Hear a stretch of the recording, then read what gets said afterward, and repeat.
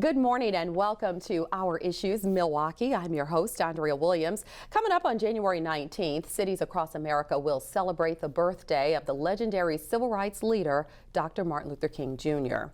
2015 also marks the 50th anniversary of the Selma to Montgomery March. 1965, Dr. King's Southern Christian Leadership Conference made Selma, Alabama, the focus of its efforts to register black voters in the South. It was Dr. King who said injustice anywhere is a threat to justice everywhere. And my first guests have been in the headlines fighting for justice ever since their brother and son, Dontre Hamilton, was shot last April by a then Milwaukee police officer at Red Arrow Park. It is my pleasure to welcome to the show Maria and Nate Hamilton. Good morning. Good morning.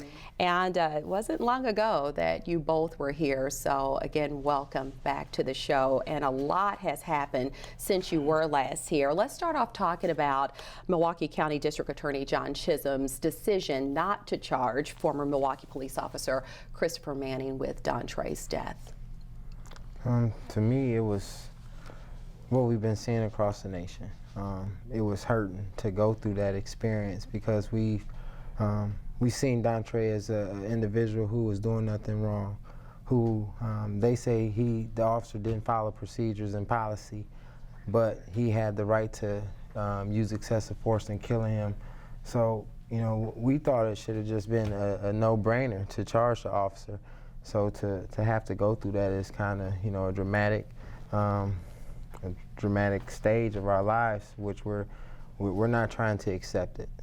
We're trying to move forward and come up with different things we can do to make this process a lot better, a lot more adequate, because officers have to be held accountable, especially when constitutional rights are violated in the process. And Maria, I mean, as a mother, this had to be like reopening a wound of something you felt for months now. And so this came right before the holidays, so very difficult for you, I'm sure. Yeah, it was. To me, the wound wasn't able to close. It's still open, and it will be open until Christopher Manning is locked up in jail. We take the anger and the frustration and the energy to help others, and it's been holding me up. Yeah, I can only imagine. And Reverend Jesse Jackson, he was recently in Milwaukee to meet with your family. So I'm interested in knowing, how did that meeting come about? We were in contact with Keith Bailey, who works with the Rainbow Push Coalition. And my brother and father and attorneys went down maybe 2 months back, and they had met with him, described what happened in Milwaukee. And when the indictment came down, he offered us to come to Chicago to be a part of his show there. And, you know, we accepted that offer to build some momentum, to build more awareness about what's actually going on in Milwaukee regarding Dontre and regarding the other systemic issues that we deal with, whether it's mass incarceration, economic injustice. We have so many issues in Wisconsin, being the #1 for segregation, that we feel that the nation should know about, and we should get some focus put on Milwaukee to fix the problems that we suffer from daily. And Reverend Jesse Jackson actually said that Milwaukee needs an urban reconstruction plan. He's calling for a federal investigation of the Milwaukee Police Department for possible discriminatory practices. Can you fill us in on that and how you'll go about doing that? Like, even from my standpoint, we're doing the best we can do to see what system reform would look like and what the community would want it to be. It's Jesse's intentions to help us along the way, to make sure that he can bring more attention, maybe even contact Eric Holder of the United States Justice Department to come in and intervene and to help us get to some answers so we can finally start healing our community and rebuilding. But first, we have to make sure that the police department is following their policies and their practices, making sure that they're adequate in their discretion towards officers when they break policies, and they are disciplined accordingly. Right now, we have no idea what's the disciplinary actions, who's putting them forth, if the Fire Police Commission is really seeing these complaints.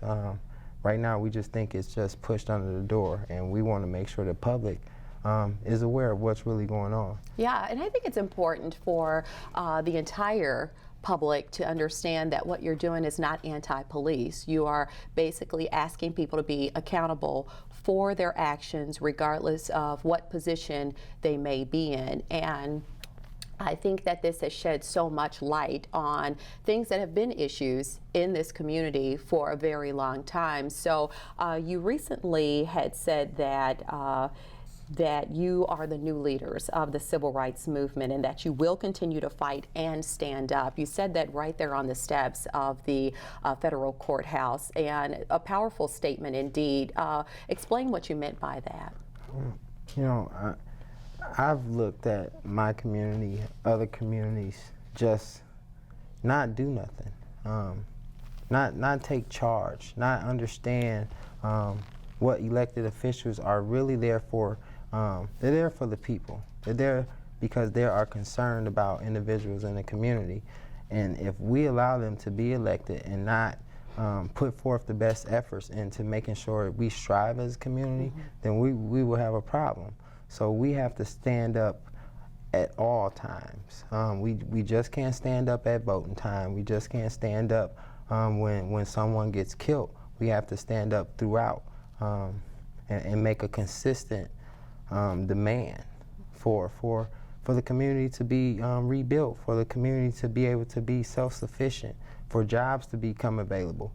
We have to demand that as a community, and we can't keep allowing people of low numbers, maybe 4 to 5 people, to go in behind closed doors and really make a decision about a community without addressing the community and making sure that it really is going to work, really going to benefit the people.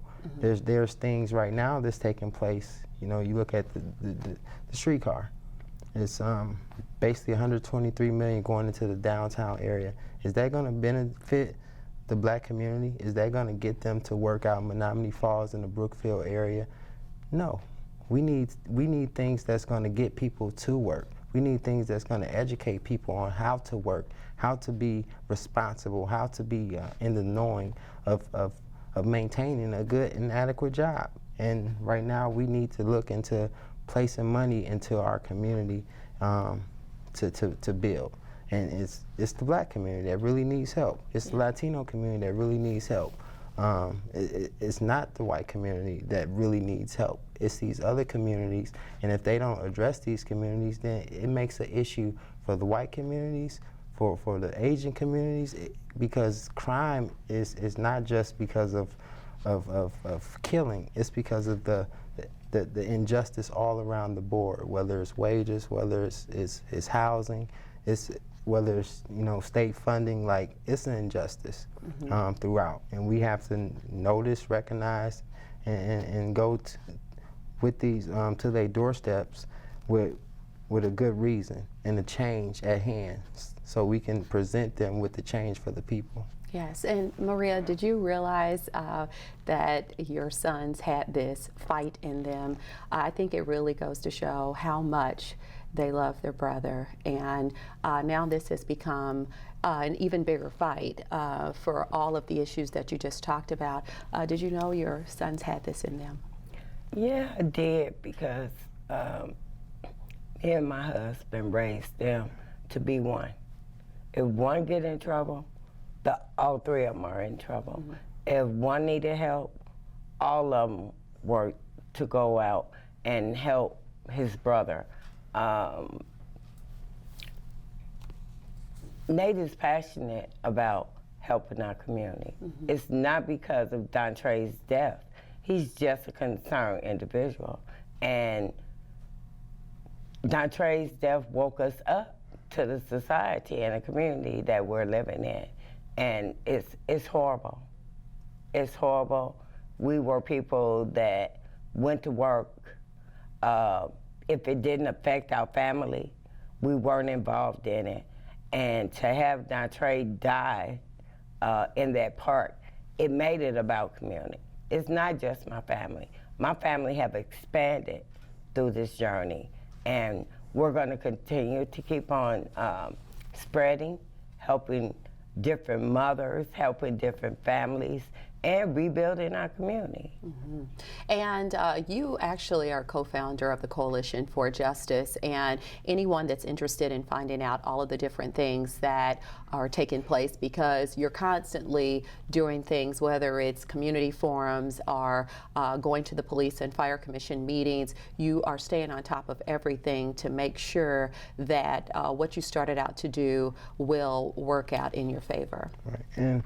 And we've been organizing throughout the community, talking with other organizations, saying, hey, let's come to the table. Mm-hmm. Let's come up with a plan. Let's work together.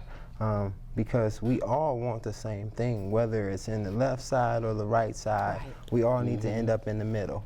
And you know, making sure that we can gain the support of thousands of community members that aren't afraid to stand up. So as young black leaders, we have to make that pave that way to say, hey, we're not afraid. We will protect you, we will guide you, we will teach you, we will help learn you how to combat these issues. And I think right now we have a nice structure of people who's really dedicated, who's really in tune with the issues, and we're coming together and we're gonna build. And the coalition is firm on standing here in Milwaukee for a very long time. Mm-hmm. And through doing that is gaining respect of the people, building the trust with the people, and letting them know that, hey, we're not going to turn our back on you like the system has. We're going to stay in here and help you fight the system and reform it. Yes, and I have to bring this up because just in my conversations about this particular issue in itself, you get so many different responses depending on where people stand in their opinion of things that have happened in their journey. You have been praised by the mayor, Tom Barrett, for the way that you've conducted putting together protests and going about your way of speaking out against the injustice against your brother.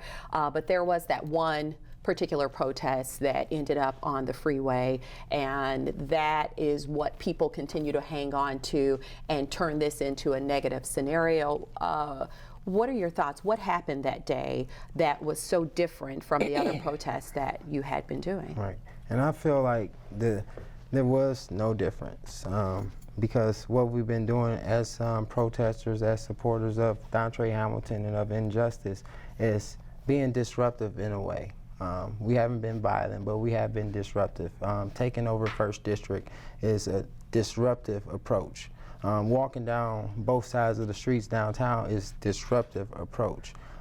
Taking the freeway is a disruptive approach.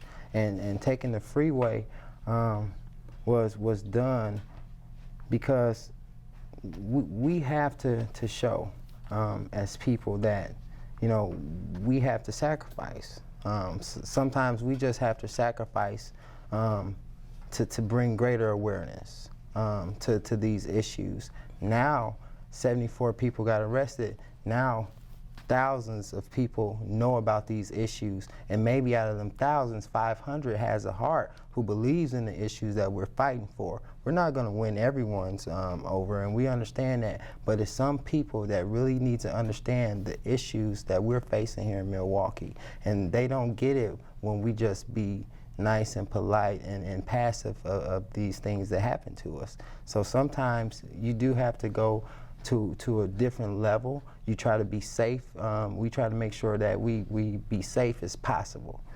We have civil disobedience training classes implemented in the Coalition for Justice to make sure people really understand what they're doing, what they're getting involved in, and we are putting ourselves in a position to support all efforts of standing up for ourselves. But our first approach is no, not to take arrests, not to be violent, but we have to show a resistance against a system that's been kicking us down and saying, hey, we don't want to take no more, we can't take any more. What are you going to do? Okay, well, that's a great way to end this conversation. As always, I thank you both for your time, and I wish nothing but the best for you and your family as you continue to fight for justice. Thank you for coming Thank you. by. Thank you. Maria and Nate Hamilton, they're the mother and brother of the late Dontre Hamilton, and you can keep up with what's going on by following the Coalition for Justice on Facebook. When we return to Our Issues Milwaukee, we'll continue our conversation about stories like these that are making headlines in our city. I'll sit down with editorial writer James Causey from the Milwaukee Journal Sentinel right after this.